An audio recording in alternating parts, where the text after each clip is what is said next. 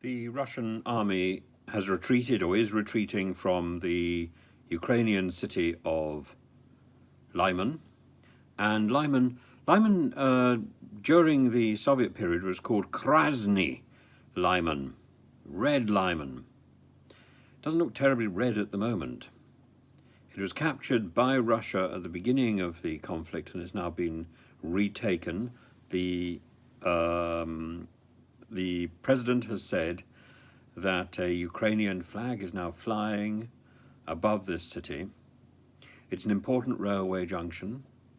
It used to have 20-odd thousand population, a population of 20-odd thousand. I have no idea what the population is now because so many people will have fled. But it certainly, as President Zelensky says, makes a nonsense of Mr. Putin's claim that Donbass voted by 98 or 99% to be Russian if it can be so easily taken and if the Russian army so readily retreats.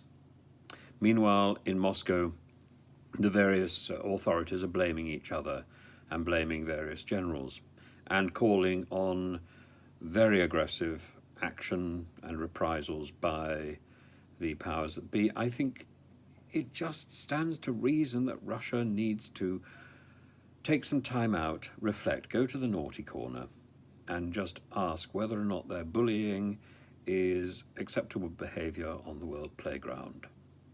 I think once they've done some serious reflection, they will recognise that it's not. But it's not only the bullying, it's also the lies.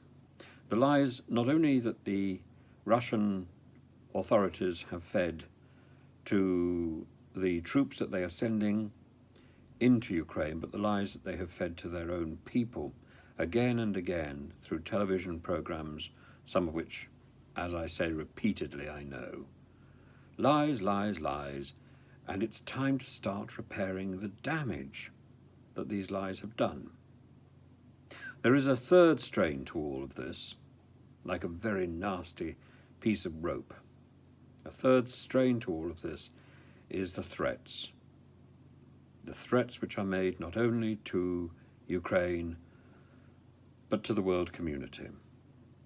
And it's simply unacceptable for any nation to make these threats to the rest of the world. And it's happening, why? Because the rest of the world is distracted, and because Mr. Putin thinks that the rest of the world is weak. I think you'll find that his actions in Ukraine are likely to strengthen the rest of the world and unite the rest of the world against him. This is not the way to go. There is so much that commends itself in Russia and in Russian society. And with those of us who've been to Russia, those of us who worked in Russia know how incredibly valuable is Russian culture and how incredibly resourceful and interesting, entertaining, diverting, and courageous is the Russian people.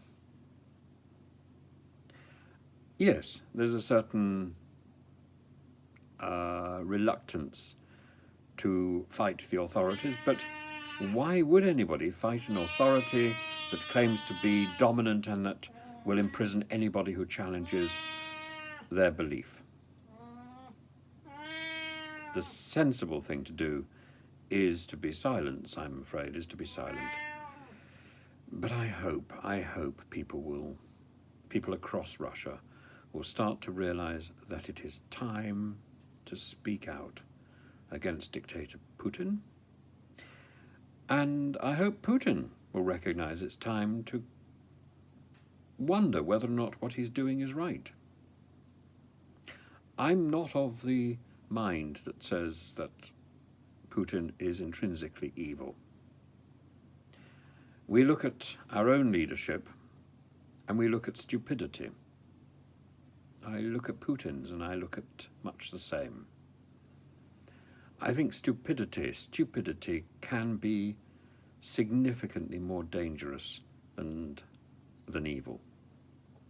I think it's stupidity that we are watching. And the people who support that stupidity, who back up that stupidity, well, they may be evil. It's going to take quite an effort to restore normal service. But I am optimistic that normal service can be restored and can be resumed, and that we can get on with our life, free of fear. But that won't happen on the present trajectory.